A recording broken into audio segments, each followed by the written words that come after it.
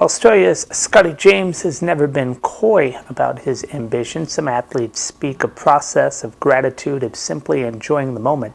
James does not hide the target. He has circled Livingo in bold ink. He has come for gold as the 31-year-old competing in his fifth Olympic appearance. James arrived with a resume that most would consider complete: a bronze in Pyeongchang in 2018, silver 4 years ago in Beijing, so a pair of medals, hard-earned and well-deserved. And yet in the private of his mind, there remains a vacancy, the one color missing: gold. He has been, to borrow a familiar phrase, on something of a tear. A victory at the Lax Open, another at the X Games. Momentum in Olympic seasons is a curious companion, reassuring but never decisive. Still, James has fashioned the kind of lead-in athletics dream about. He said, "I've had an awesome lead into this, which has been the dream, and my plan this year, regardless of the result, is to try and revolutionize the half-pipe snowboarding in the way I would interpret it." That word, revolutionize, is not tossed about lightly. In James's case, it has long meant an almost scholarly devotion to backside riding, and more specifically the most awkward and punishing of the four rotational directions: switch backside. In the geometry of the half-pipe frontside, backside, switch frontside, switch backside, it is the last that tests both courage and choreography. The rotation is unnatural, the margin for error slim. Years ago, James became the first rider to land a switch backside double cork 2060.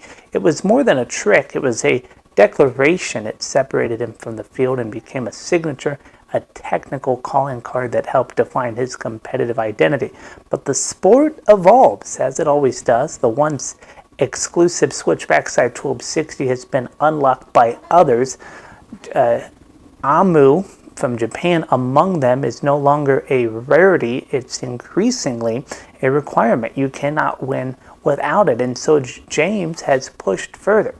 This past January, he became the second rider to land a switch backside 1440, following Japan's Ruka Hirona. Soon after, he switched history together, again becoming the first to land a switch backside 1440 and a backside 1440 back-to-back in a single run, a sequence as physically demanding as it is technically audacious. While much of the conversation here in Livingo circles triple corks, and rightly so, James is betting the difficulty is not merely about amplitude, it's about direction. Where many riders are structuring runs with 2 backside hits and 3 frontside, James has inverted the formula. These games, he explained, I'm doing 2 frontside hits with 3 backside hits. That's how I interpret it. More technical, more difficult, more demanding physically. It is an act of rebellion, not louder, not flashier, but more exciting. And after qualification, he sits at the top of the standings, first place, a familiar view, but one that guarantees nothing. Olympic halfpipe finals have a way of humbling even the most meticulously crafted plans. Still, as the sun settles over Livingo and the final awaits, Scotty James stands where he has long intended to be, within reach of the one medal that has eluded him, attempting not only to win gold, but to redefine how it is earned. So, on this Wednesday, we welcome you to the Olympic Studios. I'm Ryder Bullock. Lots to get to on this busy Wednesday. You will see the Nordic combine in both parts, as well as doubles luge, both men's and women's.